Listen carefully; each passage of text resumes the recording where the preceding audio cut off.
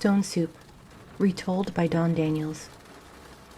Once upon a time, far away, yet very near, a weary traveler came to a quiet village. He went door to door begging for food to silence the hunger in his belly. The fearful villagers, each in turn, told the stranger that food was scarce, there was nothing to share, and closed their doors to him. "Oh, they are in great need indeed," thought the hungry man. So from the center of the village square the traveler called out, "All of you take heart, I will make enough stone soup to feed us all." Stone soup, how ridiculous, thought the villagers. You can't make soup from a stone. The traveler pulled from his knapsack a banged-up old tin and filled it with water from the town well. He then built a small fire and set the can over the flame. The village children had wandered over out of curiosity and were watching the man from the safety of some nearby trees.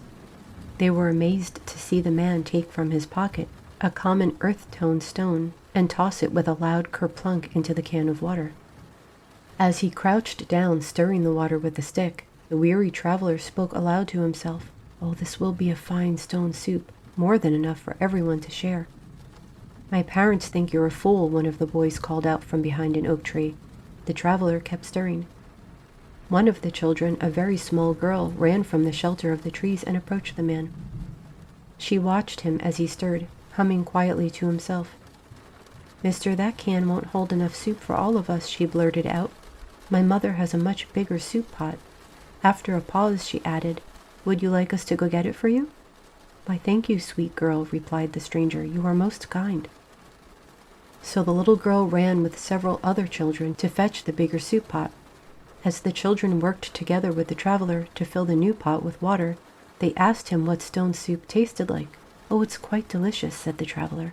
"And the best thing is that it's always different every time and every place I make it." "Why?" asked the children. "Every time I make this wondrous soup, something quite magical happens," replied the traveler. "What?" they asked. "Well, it usually starts with someone going to fetch a little bit of what they think will make the soup taste better," said the man, "like a bit of carrot or a bit of onion. Most people seem to think that the stone needs a little help. I could be wrong. Maybe it's different here in your village. But so far on this journey, I have found that people have much more to share than they think they do." The children were quiet for a time, and then they gathered closer around, gazing into the soup pot. Could it be true? After a few moments, they all ran toward their homes, calling over their shoulders as they went, "We'll be back soon, keep stirring." It wasn't long before the villagers, young and old alike, began arriving in the town square. The little girl who had first offered the bigger soup pot stepped forward with her mother by the hand. "We would like to add some carrot to the soup," the mother said. The little girl tossed a handful of chopped carrot into the pot. Grinned the traveler. "The soup smells better already, thank you." Soon all the villagers were adding a little of this, a little of that to the steaming pot. Onions, celery, more carrot, potato, turnips, rutabaga, green beans, barley, herbs, salt, and even a little meat found its way into the soup. The traveler said a thank you for each contribution.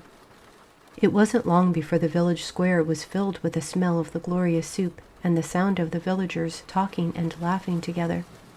Tables were brought out and soon covered with colorful cloths and plenty of bowls and spoons for everyone.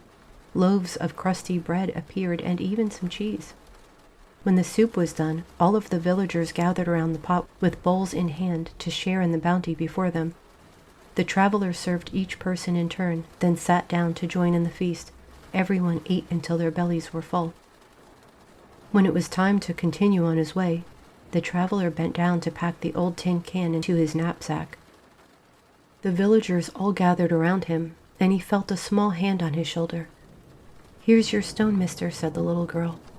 "I found it at the bottom of the pot." "I think you should keep it," the traveler said, looking around at them all.